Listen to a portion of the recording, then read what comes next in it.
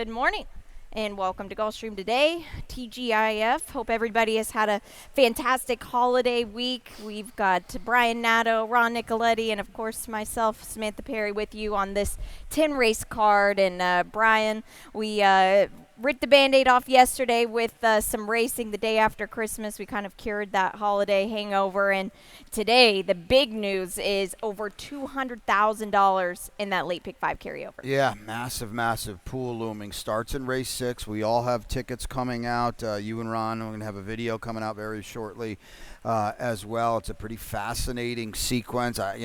We always kind of think 5 or 6 times the carryover, so I think $1 million could be in play today, and that's just big balloon. So we'll all have tickets. Take a few rubber bands off the bankroll and fire today, because this is dead/free money out there at $217,000, and that's pretty darn exciting. Yep. And of course the Rainbow Six as well. We don't want to overlook that, and that grows quite quickly here too. And that's already at $200,000. In the estimated carryover. Of course, that'll be a race earlier in race number 5. Ronnie will be out here for the opener, as you said, with a ticket there. So a lot of fun late. Everything looks like it's holding together. Fast main track, a firm turf course, a little cut in the air today. It feels good, and excited to get into it. Yeah, I am as well, and we'll kick it off with your early pick 5, which kicks off in race 1. We're on the grass. The rails are at 0 feet for this race here today. They're maiden 2-year-olds for the $25,000 level. It's a clean race of 11, and take it away with your pick 5. Well, when I sent this to the boys yesterday, it was $250 with a single in my best bet, who's now out. Okay, so needless to say, this is as big a rework as I've probably ever done here. We'll get to the opener in a second. Race 2 is a spread race to me with the 5 Franks Mimi on top. Race 3 is that race where Shiloh is out, and Shiloh is very likely going to win. So now it's 6-7 in that order for me. Iron Shield, I don't trust either of them. I've got a single in race 4, and that is a 6 for Safi, and then the spreading and deep in race 5, and that's what kicks off the Rainbow. Yep. And I'm on the outside. That's my long shot, Riding a Dream. Hazelwood's going to get aboard that one. So this is a total stab, admittedly, in a $50 early pick 5 ticket. I like it. Let's get into the opener here because you're just using 2 horses, and it's a tough race. I wanted to use 4. Yeah, I don't blame you, and you have to cut it down while you can. But it also starts off the Tropical Turf Pick 3, which is races 1, 6, and 9 today. Now, this is a very big ticket. You can cut this down, and I'll tweet out maybe a more reasonable play, but I do have the 2 picked on top here in race number 1. Now, race number 6, this is a big spread race for me. I did add on the number 8, Norman Hito, kind of last minute here, and in race number 9, I just am using 2 horses. Originally, I had just singled the number 7, Silver Moonlight, who is a likely winner, but I think the number 2 is very interesting here as well. That is Escape Room. It is a 15% low takeout, a $3 minimum, and a very good wager to get involved in as well. And this opener here is not for the faint of heart. You use the 1 and the 4 for your top pick here? Well, the 1's supposed to get loose, right? Or at least be in front, I think. Chasing hot splits on the dirt, sprinting. I know the blinkers come off, but Jose Morelos knows what he's doing. He knows how to read a racing form, and I don't see a lot of speed in here. I don't know if this horse can turf. Who knows? But this is a big class drop, and we're just going to try to get loose in here, I guess. Yeah, this is a race where, if you don't have any early speed, it's not like you're going to have this extreme turn of foot to run these down late. There are 2 Safi Joseph runners that are pretty interesting here, the 2 and the 4. Now, the 4 is a gelding. That was a late change. And in Safi Joseph, the barn on debut for the grass is not always one that strikes very hot. No, not at all. So if you're going to beat him, I think this is a great time. Right. You get IRAD, so you get the false price. 12% first turf, 9% debuting maiden claimers on the 4. It's almost foolish to say if the money shows. Of course it's going to show. It's Safi and IRAD. He's your 3-1 morning line favorite. But, I use him because I don't think there's a lot in here. But I'm certainly not enamored with this horse. Yeah, and I think if you're playing a big early 5 ticket, the 2 is a horse you should probably use, because at least you've got the race under the belt. That horse is first-time gelding as well, and I like the fact that he gets on the the turf today. Yeah, and Edgard will put him close too, assuming the one's on the lead. Edgard won't let him get too far away. Yeah, exactly. Now, race number 2. It's a 17-5, non-winners of 2, lifetime, a mile and a 16th on the Tapeta. We've got a clean field of 7 here, and the number 5 on top for you, Frank's Mimi for Mike Yates. Total stab race. I didn't know what to do with the race. I look at Frank's Mimi's Tapeta races. They're pretty good. The race 3 back was pretty solid. The winner ran off and came back to win again. I don't know. You can see what I was doing in the picks. I went 5 deep. Same thing with my early pick 4. So I think this is a big spread race to me. Yeah, it really does seem like that as well. And it does kick off the early pick 4, which Brian does have the ticket for that today, and he will tweet that out as well. What do you do with the number 4, a Coney Life for Rowan Crichton?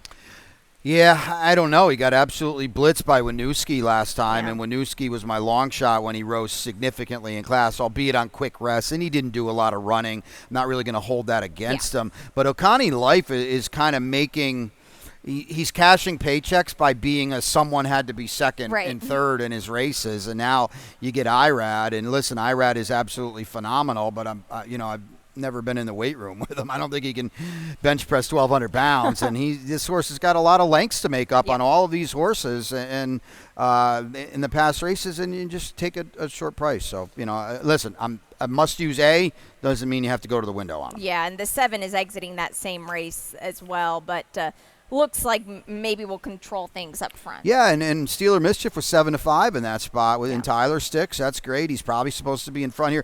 I will say this: he went way too quick last time. He's not a horse that can go 47-3 and stick around. So I'm going to think Tyler's going to try to rein him in a little bit more today. Yeah, maybe we won't have to work it. Right. It's hard to get there, at least in this kind of little bit of a condensed field. Now, race number 3, it's a maiden $12,500 claiming race. These are for fillies and mares 3 years old and up. This is 6 furlongs on the main track here. The number 2 was a very significant scratch. Was that your best bet? Yep, that was a tough one. I was waiting to bet Shiloh today. Yes, I know. I do not blame you there. So we both scratch into the 6, Iron Shield. I'll let you take it away for Rashawn Creek. Well, the thing is, this is the horse to beat now. Yeah. I don't really think there's any doubt. Third off the significant layoff, off the trainer switch, has run well enough to be the one to beat in here. But with all that being said, you want to go to the window on Iron Shield. When Iron Shield's 2-1 on the morning line and a 7-5 is out on the morning line, you might have to take 6-5 on Iron Shield, and that's not something I want to do. But with that being said, she's the one to beat in here. Well, look at the replay of his choice here, because I think this is a good video to show at least maybe a couple things going on, that this is a filly that's got speed here. Well, she ran better than Shiloh. I'm firmly convinced of that. Now, I don't know what that means today, and Shiloh's out of the race, and, it might sound silly to you, but Shiloh beat her comfortably in this spot. But his choice is the one dueling through 46-4, going 7 furlongs. Now we cut back. The heavy favorite is out of this race. We draw perfectly today where you see her down on the inside. Now Jose Morelos can kind of break and take a look to his left and see what's happening. She's a big time player now with the scratch. Yeah, I do agree here. I think that this is a horse that I wouldn't take a short price at all on Iron Shield, and the 7 is definitely one that you have got to use. Now, race number 4, it's a $25,000 claiming event, 5 furlongs on the Tapeta. This is for 3-year-olds and upward, which have never won 3 races or which have not won a race since June 27th. Now, the 7 is out of this race. That is 3-0. It does leave a field of 7, and both of us on the number 6, Jolly Boss. What a huge trainer switch. Yeah, it's a big switch. Although Damon D does really good in Laurel. We like him. It's a total guessing game here. I mean, Safi's been able to put a couple works into this Holy Boss. Gelding has never tried Tapeta. Unfortunately, if we were going to get 6-1, that's long gone now with 3-0 out. You might end up taking half of that. I don't know if we're getting cute or not, but listen, he's looking up at some of these, even though we both have this horse on top. Yeah, I agree, because there are still a lot of unknowns, and it looks like you look at that breeze on the 21st a few days ago that they've put some sharp speed into this horse. The number 5, Last American Exit. We welcome back Marty Drexler, who had such a great championship meet, had a good year at Woodbine, and now he's back. But we say this a lot, Brian, these horses typically from Woodbine need a race. Yeah, and he's never run down here either, so I think it's a double double whammy with Last American Exit, who, oh, by the way, is also 7 for 41 with 20 underneath finishes. Okay, so that is a problem as well. But if you're not familiar with the job Marty does, get familiar, because he's going to win a lot of races this winter. He's going to be at about 20%. He's going to bring down horses from Woodbine, and here we go here, Shippers into Gulfstream. So this is Shippers. So obviously this is the first time out too, and I can guarantee you that's just going to get better. Yeah. But if you're not, if you haven't heard Samantha and I say this, we firmly believe that the Woodbine runners on a whole tend to need a race down here, because our Gulfstream Tapeta and their configuration at Woodbine, you cannot have two different racetracks. It's vastly, vastly different. Yeah, the surface might be similar, but it's just very, very different the way that the race shape does play out here. Highly flammable. Look, if anything, he's coming out of the race. You really liked Dr. Jeff yesterday, right? Yeah. That was the last Tapeta race. That race would lap this field. Yeah, and Dr. Jeff ran a winning race yesterday. He had a there-off-you-lose trip, and that was unfortunate. Big drop here. The lack of early speed is a big problem, though, when you're going 5 or 5.5 on the Tapeta. But this is a class drop for him. It really is indeed. So that is the first 4. We're going to take a quick break, and when we come back, we're going to have Ron Nicoletti's Rainbow 6 ticket, and then we're going to get into that carryover of $217,000 in that late pick 5. So don't go away. They're off.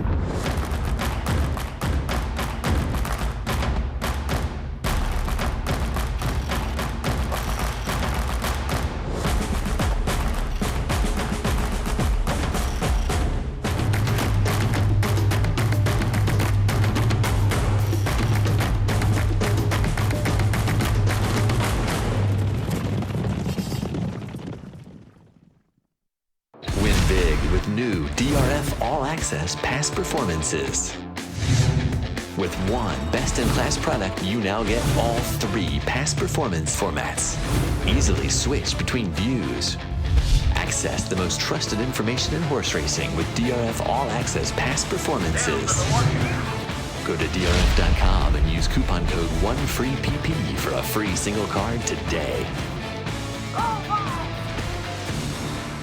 Welcome back to Gulfstream today. Brian Nadeau and Samantha Perry with you as we are on a beautiful day here at Gulfstream Park. 10 races on the card. We're getting into the 5th race now, which kicks off that Rainbow 6. And Brian, we had some singles alive yesterday, and we might hear today it's not easy again, and we'll take a look at Ron's pick 6 ticket. Yeah, $200,000. What were there, 5 singles in the finale yesterday? Ronnie's up in the ante today, $64.80 on this ticket, and you can see he's 3 and 4 deep throughout. And you go to race number 9, excuse me, and that is his single. It's my single too, and that is the 7 Silver Moonlight, who was just absolutely devastating last time, and we'll show you that front and center. And now she's on a rise where she can't be claimed, and she'll be very, very tough to reel in that spot. Yep. 64.80. I can guarantee you a lot of rainbows and late 5s in that big carryover are going to go down with her, hoping she pops that field again. Yep, she very well could. It's a great sequence here, and like we said, in the next race we've got that carryover in the Rainbow 6. But this 5th race is not an easy one. It's a maiden 17.5. It's 5.5 furlongs on the Tapeta. These are 2-year-olds here, and the number 4, My Sergeant, is out, and Tayshawn Hazelwood will ride the number 9, Riding a Dream. That's significant here, and that is your top pick. Yeah, that's my long shot today. I don't really know if they're going to bet this horse or not. He was 45-1 in a very, very key race on the Tapeta, and the top 3 finishers all came back to win. Now, he was in a different zip code that day behind them, but it's the only time he really did any significant kind of running and earned a speed figure for that matter. It's a stab here, but I mean, you look at this race and you can't trust anybody. The 2 horse is going to be a ridiculously short price. Yes. He's no great shakes at all. So I think it's the right kind of spot to maybe look for something out of the ordinary, and Riding a Dream on a big drop could be it. Yeah, it could. And this is a big spread race here, I think so. And you did it in your ticket as well. You've got the 3 in the mix, which is my top pick here, and that is Blazing Hot, who ran well last time, just on the dirt, and now we're going to see how that transfers to the Tapeta. Yeah, and he's going to cut back from 7 to 5.5 today, and he's drawn well. I would think Irad goes with the 2, and he's outside, and he's got some extra foundation coming out of a 7 for a long race. Armando De La Cerda certainly got something out of him off the claim last time. He actually bumps him a little bit here in class, too. I mean, he's humming along there on December 20th. That's not a bad thing to see. Yeah. And I know there's only 3 other horses that worked at the distance, but he zipped along. He blew him out a little bit. So, there's a lot of things to like here, and the beauty of this race is whoever you like that's not the 2, you get a better price than you should. Yeah, well, let's talk about the 2 here, because they're just really going to overbet this horse. Absolutely. And listen, he might be the most likely winner, and I get that, and you get absolutely ace connections here, but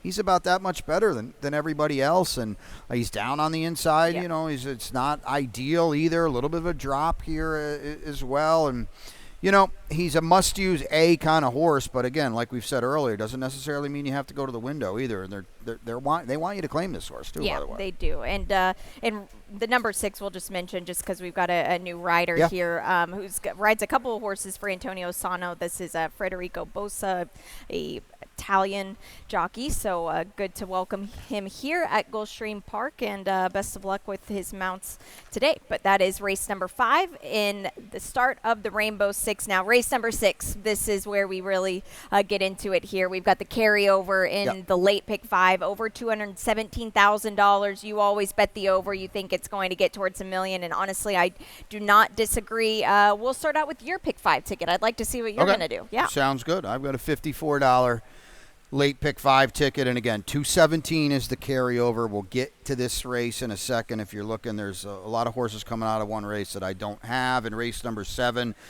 first time starter, I know nothing about this barn at all, but Grayley in a race where, my goodness, I wanted to look around. That's what I'm doing. In race 7, in race 8, okay, this is, I tweeted this out. Everybody be cognizant of this. There's a huge scratch in this race for a couple of reasons. Poema, the 7, is out, and it's going to move the 3 Flirtini way up, and you better use her, okay? But the top pick is the 5 Royally Blue. You can see the single. I'll go down with Safi on the turf with Silver Moonlight. And in race number 10, 3 deep, and it is the 6 on top. Little Town Street for Abreu on a maiden special weight drop, at least from the Florida breds. I like it. $54 and that massive carryover. We'll take a quick look at my ticket here, and it's $135 for me. I am spreading in this 6th race. We'll get into it in just a second. Race number 7. I do have the number 1 Indeed on top here. I do think that the 2 Churchill horses, the 4 and the 7, are uses as well here, especially with the race experience under their belt. Race number 8, I do have the 8 on top. That is Nana's Corn Muffin. This was my long shot. I think with the scratches, I might be hit a little bit with that, but I do have the 8 on top. Race number 9, I have the 2 Escape Room on top, and I actually switched some things around. I do like Silver Moonlight.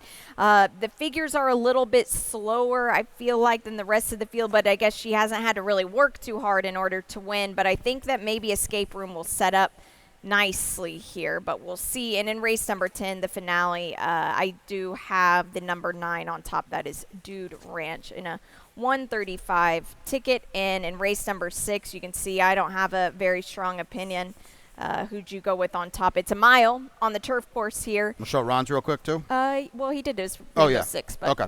We can if you'd like. All right, he'll get to it. We'll get to it. I went with the 6 on top, Mobay Princess, because the rails are at 73 feet here, by the way, and the number 5 and 7 are out. That kind of changes things just a little bit here, but the rails are out at 73 feet, and you're going to try to speed pop them. Well, I think your horse is going to be in front here for sure. The one Little Martha, but there's a reason. None of us. Let's show the replay, actually, guys, and it's a good segue to why none of us are picking horses from this race. Absolutely not. If any of these horses win, the only one I'm going to use is Miss Tapras. Okay, here's Skinny Cosmo at 53 to 1. I guess everybody just fell asleep. She did kind of sort of run fast early. I don't want to beat her up too much, but she's 53 to 1 here for Heather Smallin, and they all just fell asleep at the wheel waiting for her to come back, and she didn't. And none of these other horses did any running at all, and I don't want any of them out of this kind of race. Yep. That's my 2 cents worth. I don't blame you here. Now, can you maybe give some excuses for a couple? Maybe, but they're big maybes here, and I do think that, It's tough because you look at a horse like Crimson, who is exiting that race, and was obviously the uncoupled barn mate, but was coming off a little bit of a layoff, and now you get Louis Saez aboard. Yeah, I would think he'll be aggressive. Miss Taptress, I guarantee you Edgar Zayas will put her closer in the race early. She's the only one I want out of the race. I think your horse will be in front and be tough to catch, Irad. You know, Ron Potts is shipping across the state here. He's not doing it just to hit the beach over there. No, and you get Irad, which you'll get a short price, but it's, you know, this is the horse. The fact of the matter is that the Tampa race was the first turf try for her, and typically the Big Beast Offspring I'm not a fan of on the grass, but I feel like maybe in a spot like this it will work out. No, okay. Lasix, turf, 2 turns, and she ran really, really well. So my horse will be close. So whoever's in front, I think both of our horses will be very, very close regardless. It's funny. There's been so many times that all 3 of us have tried Mobe Princess, because I tried her 3 starts back. Ron tried her last start, and now it's your turn with her. She's 1 for 17 with 7 underneath finishes. She is what she is, but look around her. I know a lot of these horses haven't yet proven they're refusers, but you know, you want to run this show back in a year from now, I got a feeling a lot of them are going to be 1 for 14 or 15. Wow, I really hope we don't see him back in a year, but we'll see. Now, race number 7, it's a very competitive race. We are at the first finish line here in this mile and a 16th event. It is maiden 2-year-old fillies. Do you want to show your late pick 4? Is it a run back? It's just a run back. Okay. We got a lot of videos and work to do here, so I'll tweet that out for sure, but we're focused on this late pick 5. All right, so if you're out of the first leg, which hopefully you are not, the pick 4 does start here, but like I said, it's a mile and a 16th here. This is our first 2-year-old 2-turn race of the championship meet, which is exciting because we're going to start separating the horses from who's great and who was just good. So the number 5 for you, Graylee, like you said, this is a new shooter here. Yeah, I don't know anything about the Anthony Mitchell barn. Hasn't had a win on the year, but they did pay $150 for a 'Tis the Law. They're running a little bit as a young freshman sire. Especially long, too. The Dam was more turf long, but she was a graded stakes kind of filly. This is a half to Champagne Juan, who was pretty good. None of the foals have won on debut. I get that, but I think we have a precocious sire here. Yeah. You know, the works, we're not really giving anything away. I like that work on the 19th. I'm just trying to be crafty. I can't believe you picked the 1. Well, here's the thing with the 1 is she's got a race across the track, and I just feel like that kind of changes things here. And when you get some bottom in them now, that doesn't mean I went between the 1 and the 4 who to put on top. Right. So I'm not saying that I love her to absolute death, but I do think that the rail was a little bit dead that day, and she did draw the rail, and she was coming off of a long layoff. Like, I don't think she's that great, to be honest, but I do think the fact that she has the race over the track is better. That will be the worst maiden special weight. It could. Fillies that will run all winter. Yeah. I think I would have been 5th in that race. You might have. Now, the 4 Dairy Girl. If she wins, I will be out. Okay. The 4 Dairy Girl. This is a very dangerous filly coming in here for the Dale Romans barn, and we'll take a look back at her race at Churchill. Now, they've never really bet her too much, but they've tried a lot of different things, and this is typical for the barn. But we're going to get Tyler aboard here today, and she has had a mile and a 16th under her belt. And you know what she is, and I'm gonna put quotes around this word. She's fast. Yes. The other races that these horses are coming out of were timed with sundials. This was a very fast race for the level. It was also the only time she's ever run 2 turns on a main track.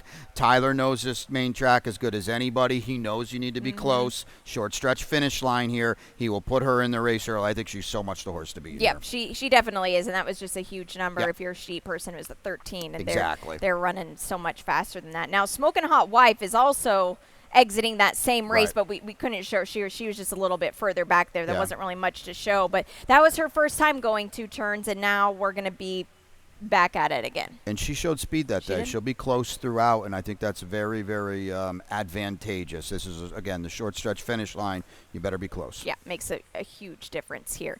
Now, race number 8, it is a late pick 3 or just a rolling pick 3. Those are $1, by the way, and they pay huge, so make sure to get involved with that if you like something you want to parlay at 3 races. Now, it's 5.5 furlongs. The number 1 on the payroll is out, as well as the number 7, Poema, and the 5 on top for you, Royally Blue.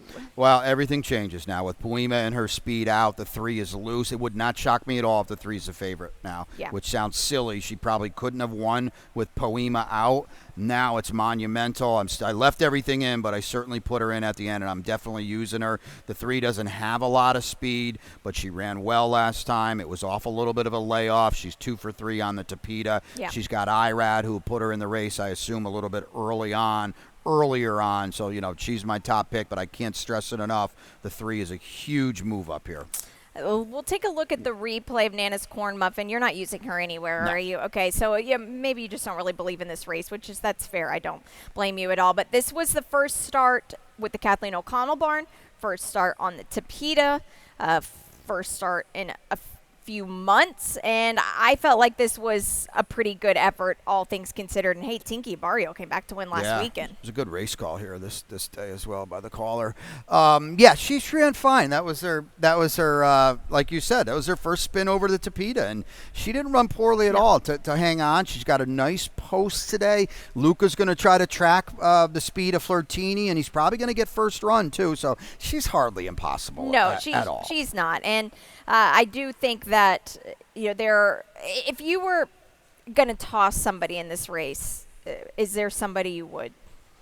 I'm not going to tell you to toss Beach Party Bingo because, again, I move her way up. Yeah. She better hustle. I'll tell you that. She's got to. And that was a really fast race on the dirt that she ran back in October, but she's been gone for a little bit. Now they put blinkers on, and Ruthless Rua came back to win at Churchill next out and was really good for the Walensky's that day. So I don't know what to do with her, but man, she's one that I added in late. Right. If I'm okay, here's a big stat too. This for is Saf. huge, yeah. He's 22%, a positive ROI. If I'm tossing a horse, it's the 4. What a world. Yep. I guess don't toss the 2. Party Shaker. I know she's never bet, and I know you got relatively unknown connections, but she runs every time, and she's got figures that fit with these. I think a lot of people will buy this race now with Poema out. I thought Poema was a single. Yep, I agree, and this is the race to do it in, really, because everybody on figures is very close. Now, race number 9, it's a mile and a 16th on the grass course. The rails are at 73 feet for this race here today. It is a starter allowance. Number 4 is out. It leaves a field of 7. And Silver Moonlight, we'll pull up her replay, and I'll let you talk about her. Yeah, I mean, somebody absolutely unloaded on her. I think she opened at 1 to 9. I mean, I think she was 7 or 8 to 5 on the morning line, but somebody absolutely unloaded on her, and they were not wrong because she just absolutely blitzed this field. The complexion of this race today might be slightly different. I think there's probably long shot. Well, here's Skinny Cosmo. Okay, she's back at 52 to 1 last time. We already talked about her. We saw what she did, and it was just loop wire the field. I don't really feel like Silver Moonlight needs the lead. Maybe Edgar just says, you know what, I'm way better than these horses. We'll just go on about our business. Right. Not in for a tag, I think, is big. Your horse is, I think, at a flow disadvantage. That would be my worry with her. Exactly. Just from the sole purpose of there's the rails being out like this, it's hard to make that kind of closing kick. I do like the fact that Joe Bravo, who rode her in her last 2 victories, had her a bit closer on the Tapeta last time, and that was a race on October 27th on the grass that everybody kind of hit the line together, but the rails were at 52 feet that day. Right.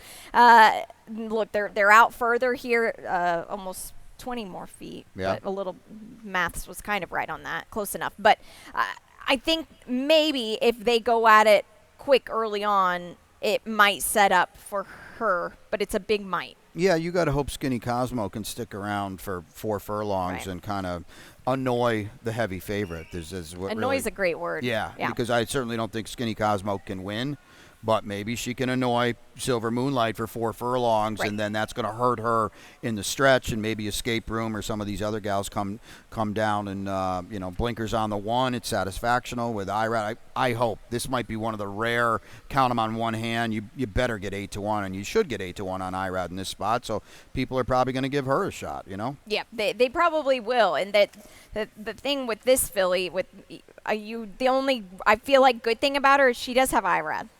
That's the only good thing. She got blitzed by Silver Moonlight last time. Yeah, so hard to come back to her. Now, race number 10, the finale here on this 10-race card. It's a maiden $35,000 level, 5.5 furlongs on the Tapeta. These are for 2-year-old fillies here. We do have a scratch of the number 7 running hot. It's a field of 8. The 6 on top for you, Brian. That is Littletown Secret. Yeah, I mean, it's a special weight dropper. She gets off the rail. Yeah. They didn't bet her on debut, but I think today she chased and tired. I like the fact that she showed speed that day, and we'll just see. It's a pretty wide open finale. I certainly think there's different ways you can go in here. Yeah, there is. Originally, I had the 9 as my best bet, Dude Ranch, and now with the carryover, yeah. I wanted to include another one, but the Kent Sweezy barn has been on a nice run lately. Now, if she's dead on the board come the last race, I might be dead in the water. Yeah, let's take a look at it. It was a big run for her. I love what Kent's doing here. He freshens her a little bit, and you don't have to worry about anything because he doubles her in class, too. So she's a huge threat. She's not going to be favored, which is great as well because you got Irad in here on a dropper. So I have no problem at all with Dude Ranch. You cannot play a real ticket today without Dude Ranch. I can tell you that. This was her first start, too, for a barn that is much better. Second, third, fourth time out. Just maidens are really not the Sweezy Barnes jam, and that's fine because everybody, he still wins races regardless. So that's just some food for thought. Now, the number 8, Meet Me in the Air. Look, people are going to see the class drop and go crazy. But P.S., this horse was in at $35,000 2 starts back. Yeah, and she beat my horse by a length, okay? And the price differential is going to be huge, seismic.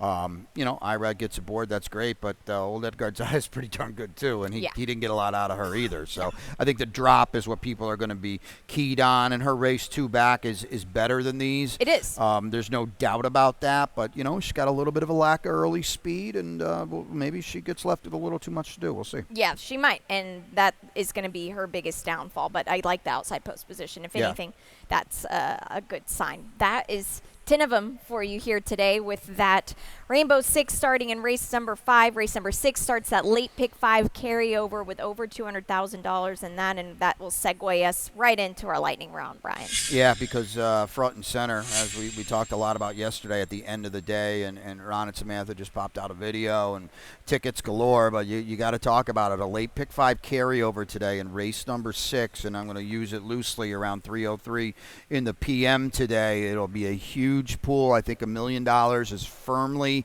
in play, and this is if you're a gambler, you know this, but I can't say it enough. That's dead money out there for you, everybody to go after. Yep, it is, and it's. I think it will pay well, even if a horse like Silver Moonlight wins. That will be a short favorite. I still think it will pay very fair as far as the payoffs go. Now, the Tropical Turf Pick 3 does kick off in race number 1. It's races 1, 6, and 9 today. All weekend, we've got that Tropical Turf Pick 3.